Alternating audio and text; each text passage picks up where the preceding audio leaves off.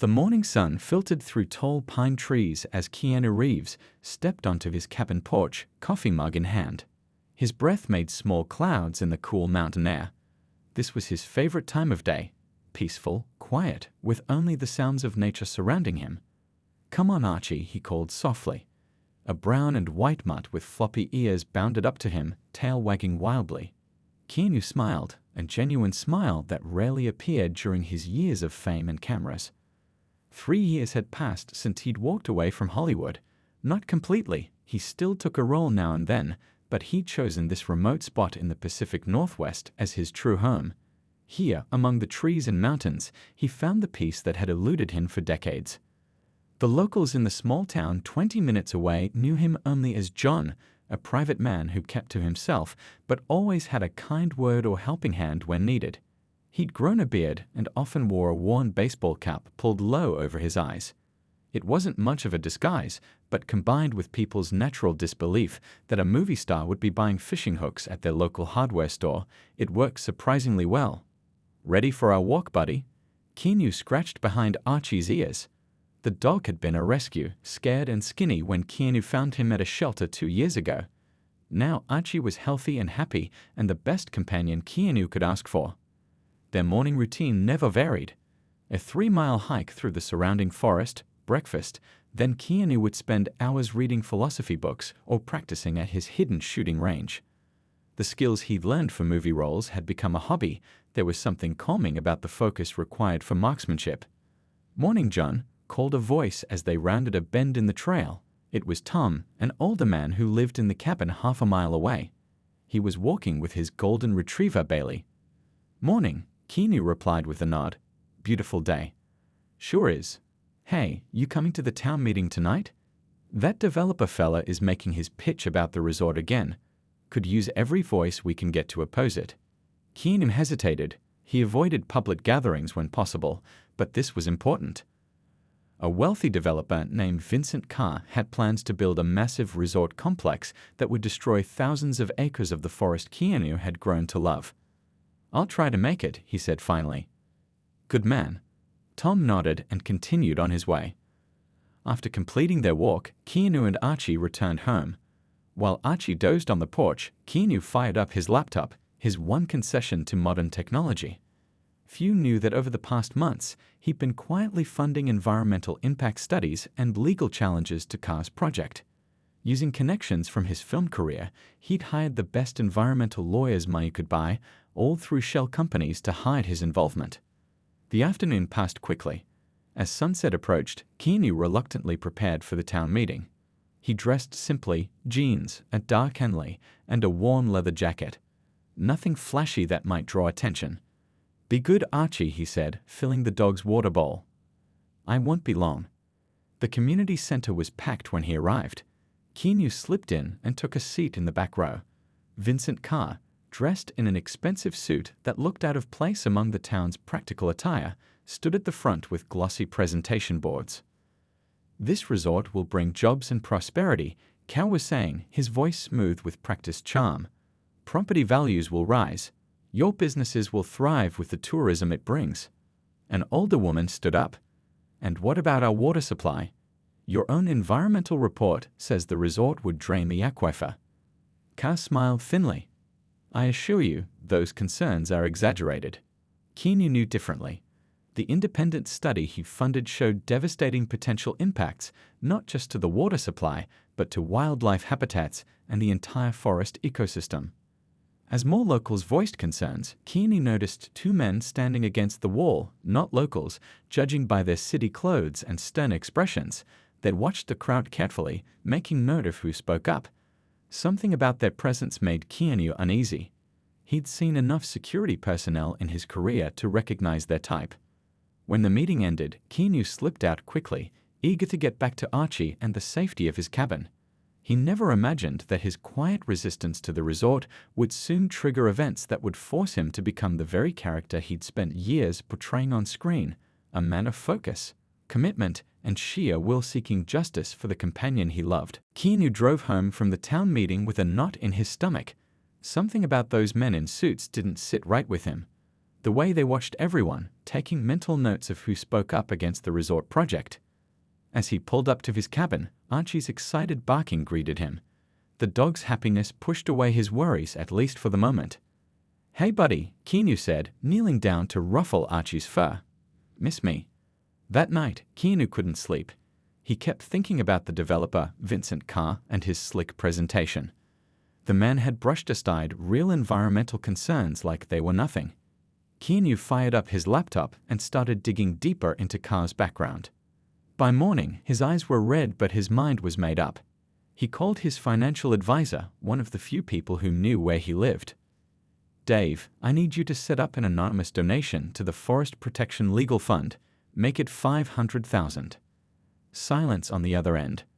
"Then, that's substantial, Keanu. The forest is worth it." Keanu watched through the window as Archie chased a squirrel outside, and set up another $100,000 for that community water study the town council wants but can't afford. 2 weeks later, Carr's project hit its first major roadblock. The water study revealed that the resort would seriously threaten the town's drinking water. The local newspaper ran the story on its front page. People started putting "Save Our Forest" signs in their yards. Keanu kept his head down, showing up at town meetings but never speaking. He let others do the talking while his money worked behind the scenes. But he noticed those same 2 men from the first meeting were always there watching. One evening, Keanu was at the local diner, sitting alone in a corner booth. He overheard Carr at another table, talking with the 2 suit men. "I want to know who's behind these legal challenges," Carr said, his voice tight with anger. "Someone's pumping money into this backward town, and I want to know who." "We're looking into it, sir," one of the men replied. "We have some leads." Keanu kept his head down, pretending to focus on his food. His heart beat faster. He'd been careful, but maybe not careful enough. The next day, Keanu noticed a black SUV parked down the road from his cabin. He grabbed his binoculars, the ones he bought for birdwatching, and saw one of Carr's men inside, watching his place. That night, he called another old contact, a security expert who had trained him for a movie role years ago. "I think I'm being watched," Keanu explained. "Need some advice on how to handle it." His friend talked him through setting up simple security measures, motion sensor lights, a basic camera system, different routes when coming and going. Nothing flashy that would make him look suspicious. 2 days later, Keanu found tire tracks on the dirt road leading to his back property line. Someone had been snooping around while he was in town. The town council meeting that week was tense. Carr brought in a team of lawyers who claimed the water study was flawed. But the environmental law firm, funded by Keanu's anonymous donation, was ready. They presented evidence that Carr's company had been cited for environmental violations in 3 other states. Afterward, Tom, Keanu's neighbor, clapped him on the shoulder. "We're winning, John. That city slicker didn't expect us country folks to fight back so hard." Keanu smiled, but as he walked to his truck, he noticed Carr watching him with narrowed eyes. Their gazes locked for a moment before Keanu looked away. That night, he took extra precautions, checking the woods around his cabin before letting Archie out for his evening bathroom break. The dog seemed to sense his anxiety, staying closer than usual. Later, as Keanu sat reading by lamplight, Archie suddenly jumped up and growled at the window. Keanu froze, listening. The forest was never completely quiet, but something about the night sounds seemed off. He slowly reached for the drawer where he kept a hunting knife. The skills he'd learned from movie fight choreographers had become second nature over decades of film work. "It's okay, Archie," he whispered, but the dog continued growling. Keanu moved silently to the window and peered out into the darkness. For a moment he saw nothing. Then, a faint flash of light between the trees. Someone was out there, watching his cabin. The line between his peaceful new life and his action star past was starting to blur, and Keanu felt something he hadn't experienced in years, the familiar rush of adrenaline that came with genuine danger. In his rearview mirror, he saw the men racing back to their vehicles, but he had a head start and knowledge of the mountain roads they lacked. By the time they'd organized a pursuit, he would be long gone. 3 days later, Vincent Carr was arrested by federal agents. The evidence Mike had released proved devastating, not just money laundering, but tax evasion, bribery of officials, and environmental crimes. The silver-haired cartel boss had already fled the country, but his operation was in ruins. The story made national news, and inevitably, reporters discovered that Keanu Reeves had been living quietly in the area. Speculation ran wild about his possible connection to the case, but no one could prove anything. 6 months later, on a remote beach in New Zealand, Keanu sat watching the sunset. Beside him, a young golden retriever puppy played in the sand. He'd named her Hope. His phone rang, one of the few numbers that could reach him. "Thought you'd want to know," Mike said. "The mountain land has been officially donated to a conservation trust. Permanent protected status. No one can build there now." "Thank you," Keanu said quietly. "Thinking of coming back? The locals miss you. That Tom guy keeps asking me when John is returning." Keanu watched Hope chasing waves at the shoreline. "Maybe someday. For now, I need the quiet." "I get it. By the way, that Rivera guy, Car's security, he took a plea deal. Told the feds an interesting story about you crashing their hotel meeting. Said, and I quote, it was like watching one of his movies in real life." Keanu smiled. "Fiction is always more exciting than reality." "If you say so," Mike chuckled. "Take care of yourself, and that new pup." "I will," Keanu promised. As the call ended, Keanu called to Hope, who bounded back to him, sand covering her golden fur. As she settled against his side, he felt the familiar weight and warmth that he'd missed since Archie. Some wounds never fully heal, but they do become bearable with time. Keanu had learned that lesson over his years in Hollywood, and now in real life as well. He took one last look at the sunset before heading back to his beachfront cabin. Tomorrow would be another quiet day in his new sanctuary, far from cameras, far from cartel bosses, and far from anyone who might make the mistake of threatening what he loved. Some roles you play.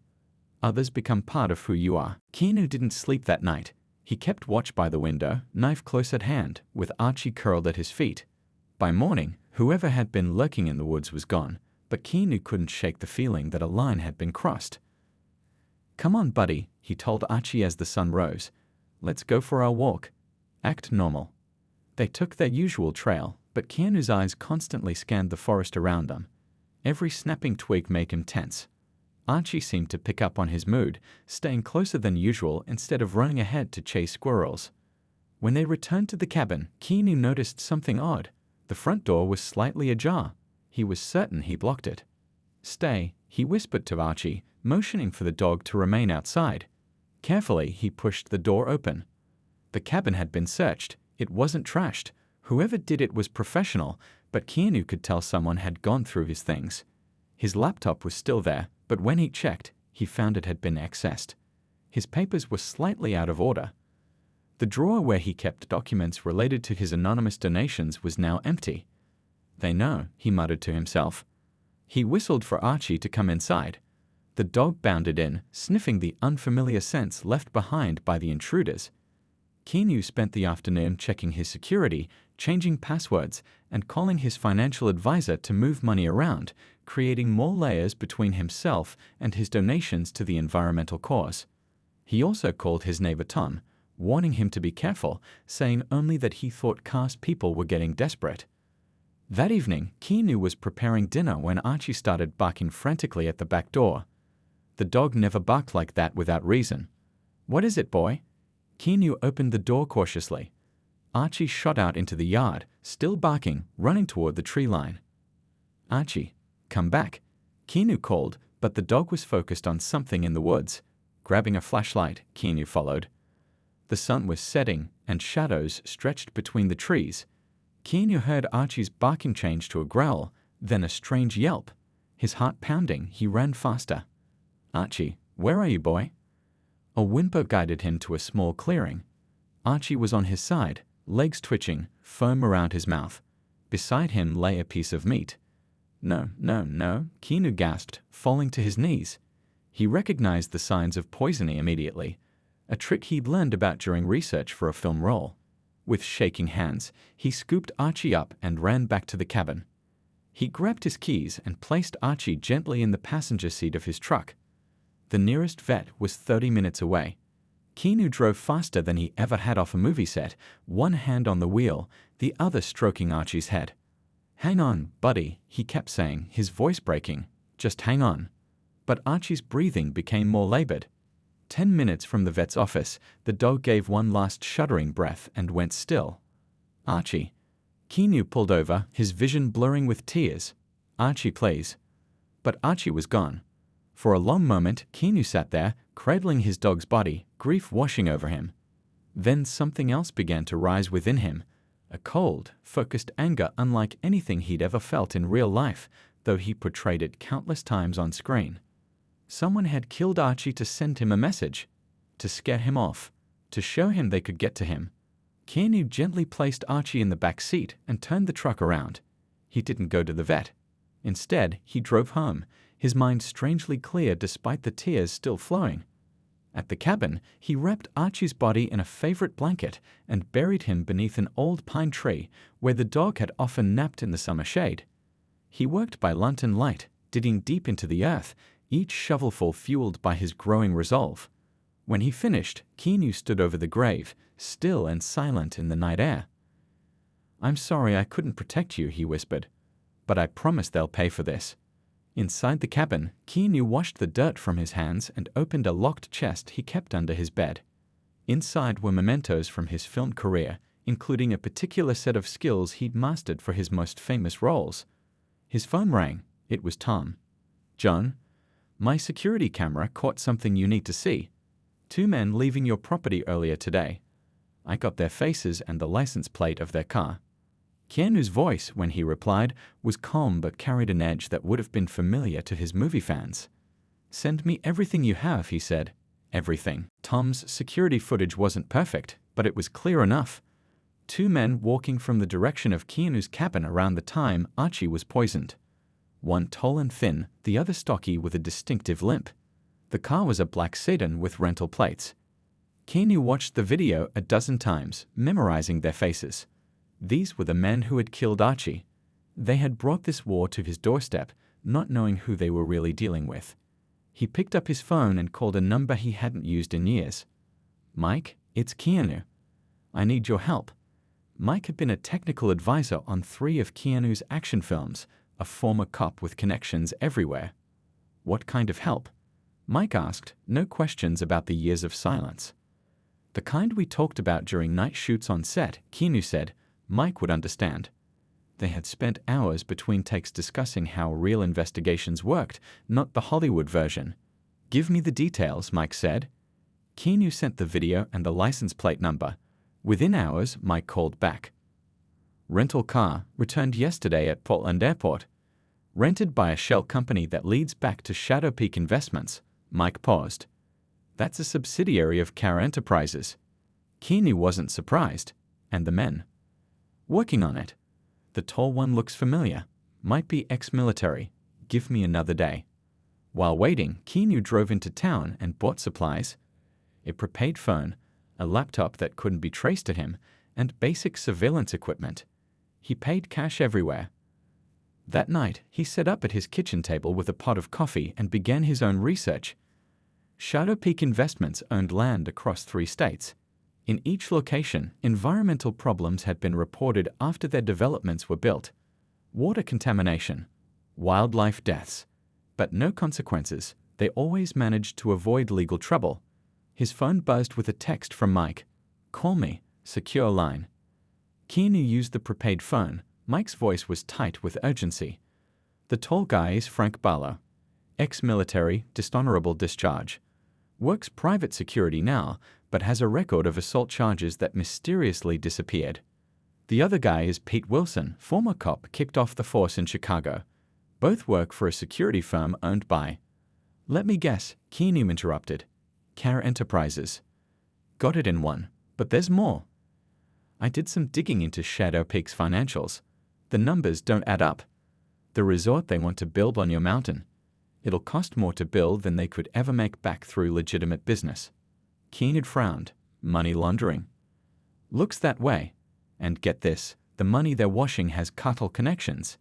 The same cartel you researched for that drug lord movie 3 years ago." Keanu felt a chill run down his spine. For that role, he'd spent months studying a notorious cartel's operations, even interviewing a former member who'd entered witness protection. "Send me everything you have," Keanu said. Already did. Encrypted file on your new email. But Keanu, Mike paused. These are dangerous people.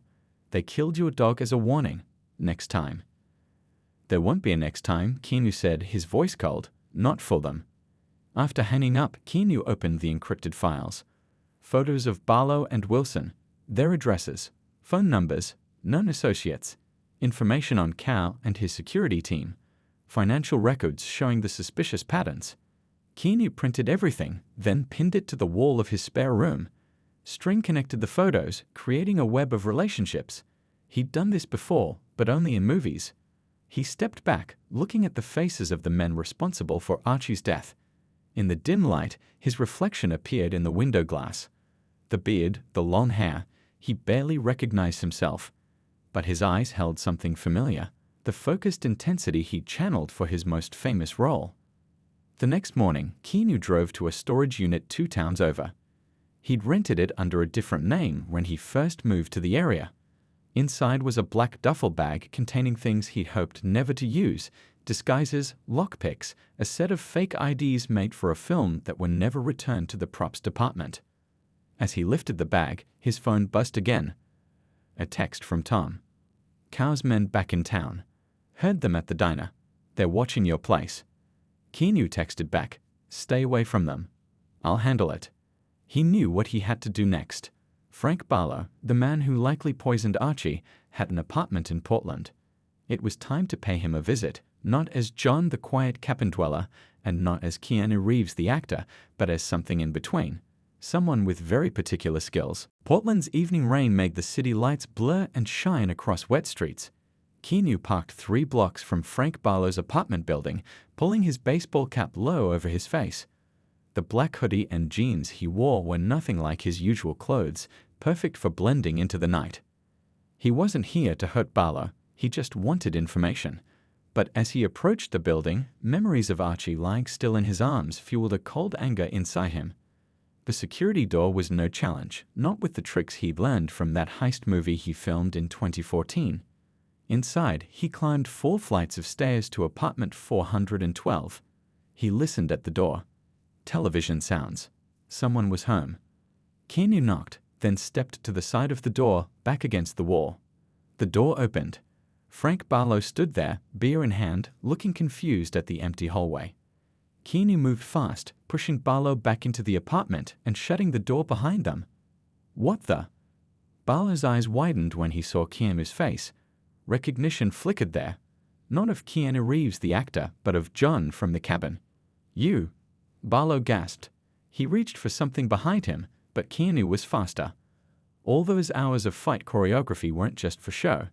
He grabbed Barlow's arm and twisted, forcing him to his knees. The dog, Keanu said quietly. You poisoned my dog. I don't know what you're talking about, Barlow grunted, but his eyes darted nervously to the side. Keanu followed his gaze to a desk with papers spread across it. Still holding Barlow, he moved them both toward it. The papers were maps of the forest around his cabin, photos of local town meetings, and lists of names, people who had spoken against Carr's project. Who are you really? Barlow asked, sweat beading on his forehead. You're no hick from the mountains. Keanu ignored the question. Why is Carr so desperate to build this resort? It's not about money. The numbers don't work. Barlow's eyes widened slightly. He knew something. I can make this very unpleasant, Keanu said, channeling the cold intensity he perfected on screen. Or we can talk like civilized people. 10 minutes later, Barlow was sitting at his kitchen table, rubbing his wrist where Keanu had gripped it. He looked at Keanu with a mixture of fear and awe. The resort's just a front, Barlow explained. It's about the land. What's on the land? Under it. Water. Not just any water, one of the purest natural aquifers in the country. Carr's real client wants to bottle it and sell it overseas, worth billions. But they need the resort as cover to access it legally. And the money laundering. Barlow looked surprised that Keanu knew about that. That's above my pay grade.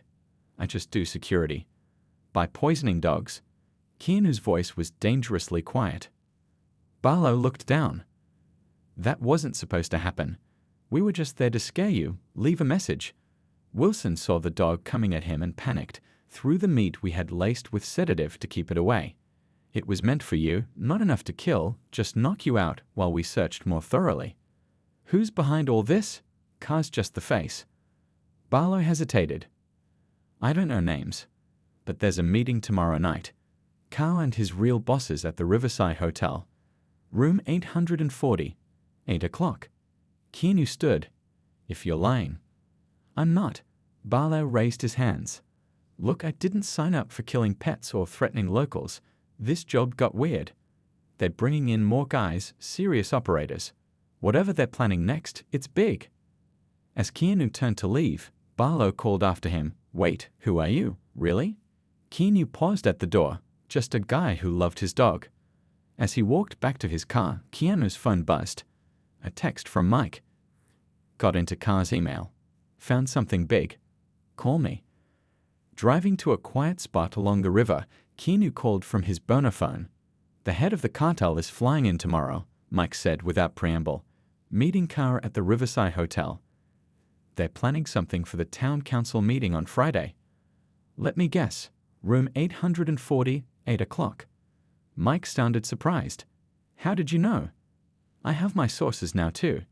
Keanu watched the city lights reflect on the river water. What kind of something are they planning? Not sure, but they're bringing in a team. These aren't rent-a-cops, Keanu. They're former special forces, the kind of guys who shoot first and don't bother with questions at all. Keanu thought of his quiet town, of Tom and the other locals who had no idea what was coming. I need to warn them, he said. There's more. Mike's voice was grave. One of the emails mentioned you specifically. Take care of the problem in the cabin. They're coming for you, Keanu. Good, Keanu said softly. Let them come. As he hung up, he realized something strange was happening. The line between himself and the characters he played for years was blurring. The quiet, peaceful man who'd moved to the mountains was receding. In his place stood someone else, someone who knew exactly what needed to be done next. The Riverside Hotel gleamed like a glass tower against Portland's night sky. Keanu sat in his parked car across the street, watching people come and go through the revolving doors. He'd been there for 2 hours, waiting and planning. He wore a hotel staff uniform, borrowed from the dry cleaning pickup he'd spotted in the hotel's service alley. His hair was slicked back, and he'd shaved his beard, leaving only a thin mustache that changed his appearance surprisingly well. In his hand was a room service cart with a covered silver platter. At 7:45, he wheeled the cart through the service entrance. No one stopped him. People saw the uniform, not the face.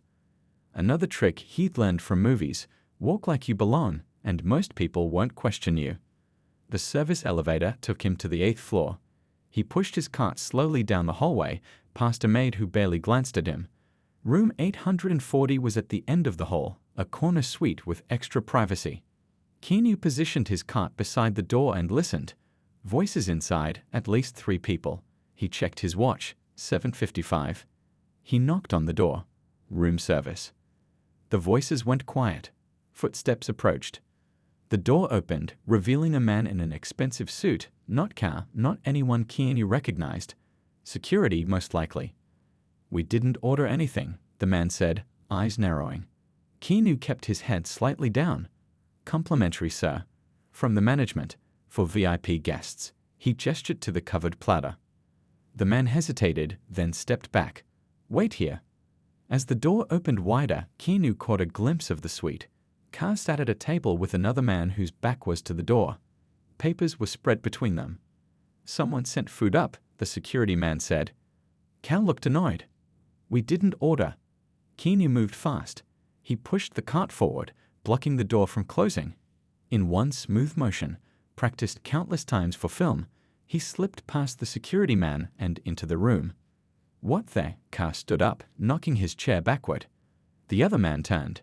He was older, with silver hair and cold eyes. This would be the cartel connection. Vincent Carr, Keanu said calmly. We need to talk.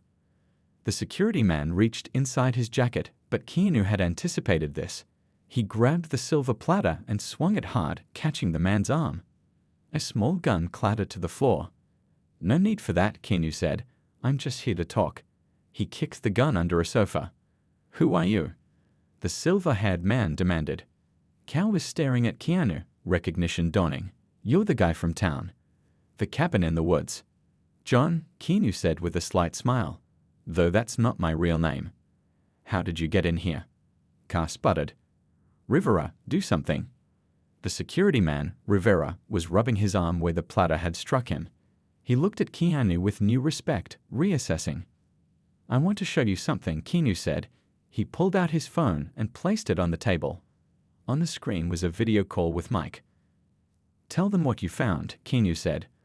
Mike's voice came through clearly. "I've sent copies of all your emails, financial records, and the environmental impact reports you tried to bury to the FBI, EPA, and 3 major news outlets. If anything happens to my friend here, they release everything immediately." The silver-haired man's face went blank, the controlled expression of someone calculating options. "You have no idea who you're dealing with," he said finally. "Neither do you," Keanu replied. "You killed my dog."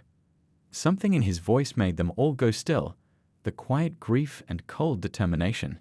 Keanu reached up and peeled off the fake mustache. Carr's eyes widened. "You're—" "Yes," Keanu said simply. "I am." The silver-haired man looked confused, but Rivera suddenly let out a strange laugh. "You idiots," he said to Carr. "You've been terrorizing Keanu Reeves, the guy who played." "I know who he is," Carr snapped, but he looked shaken. "Here's what's going to happen," Keanu said. "You're going to withdraw your resort proposal. Entirely. You're going to donate the land to a conservation trust. And you're never going to come near my town again." "Or what?"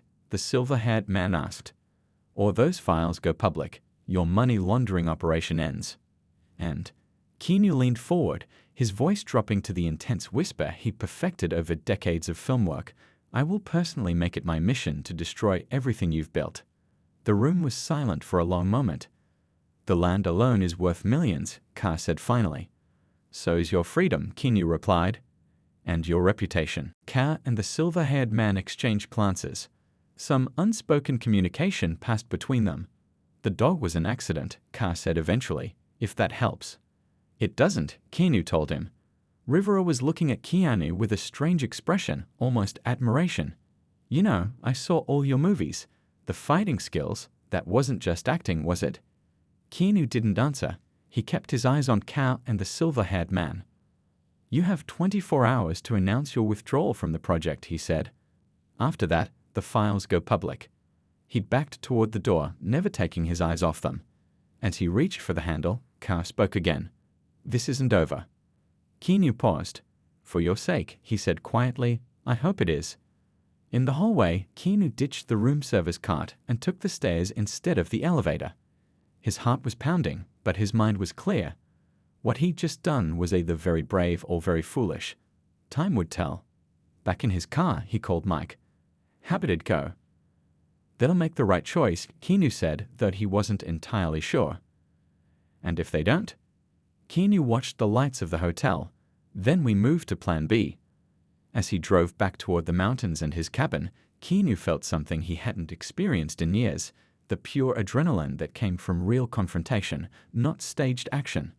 Part of him hoped Cal would make the smart choice and back down. Another part, the part that still grieved for Archie, almost hoped he wouldn't. Keanu woke before dawn, a habit from years of early film shoots. He made coffee and stepped onto his porch, watching the sun rise over the mountains.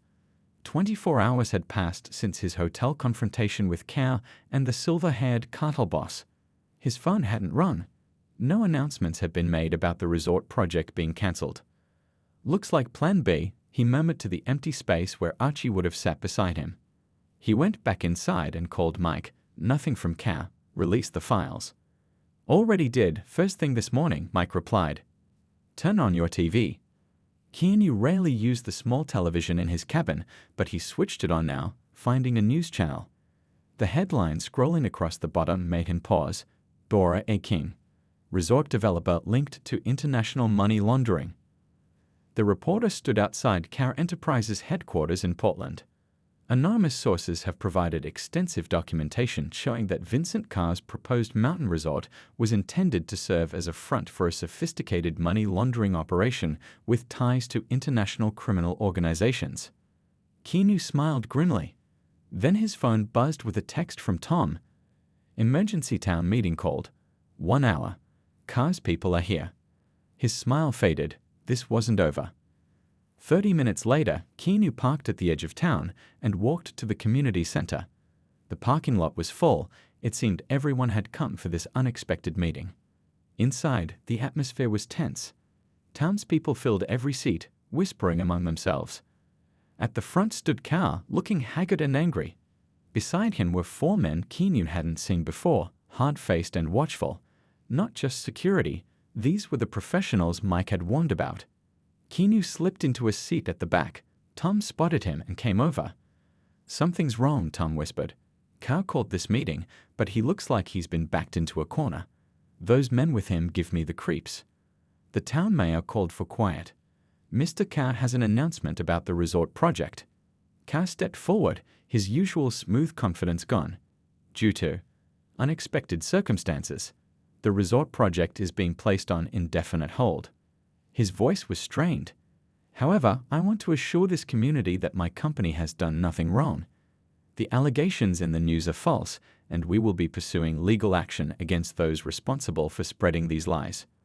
As he spoke, Carr's eyes scanned the room, finally landing on Keanu.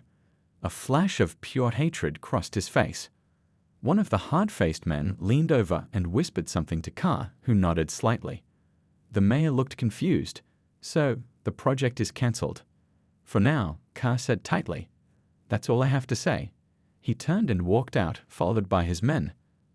As they passed Keanu's row, one of them made deliberate eye contact with him. The message was clear: this isn't over. After the meeting broke up, people gathered in excited groups, discussing the news reports and what it meant for their town. Keanu slipped away, heading back to his cabin. He needed to prepare. As he drove the winding mountain road, he noticed a black SUV following him at a distance. They weren't being subtle anymore. At the cabin, Keanu quickly gathered what he needed: the evidence Mike had collected, his laptop, and a few personal items. He knew he couldn't stay. Carr's professional muscle would be coming for him, and he wouldn't put the town at risk by making his stand here. He was loading his truck when he heard vehicles approaching. Looking through binoculars, he spotted 3 SUVs coming up the road. "Too late," he muttered. Keanu moved quickly, positioning himself in the woods with a clear view of the cabin. The SUVs pulled up and 8 men got out, the 4 from the town meeting plus 4 more. They carried weapons. Keanu's hand went to his pocket, pressing the remote detonator he prepared earlier. A series of loud bangs echoed through the trees, not explosives, but the fireworks he'd rigged on the far side of his property. The men turned toward the noise, momentarily distracted. It was enough. Keanu slipped to his truck, started the engine, and accelerated down his back trail, a rough logging road few people knew about.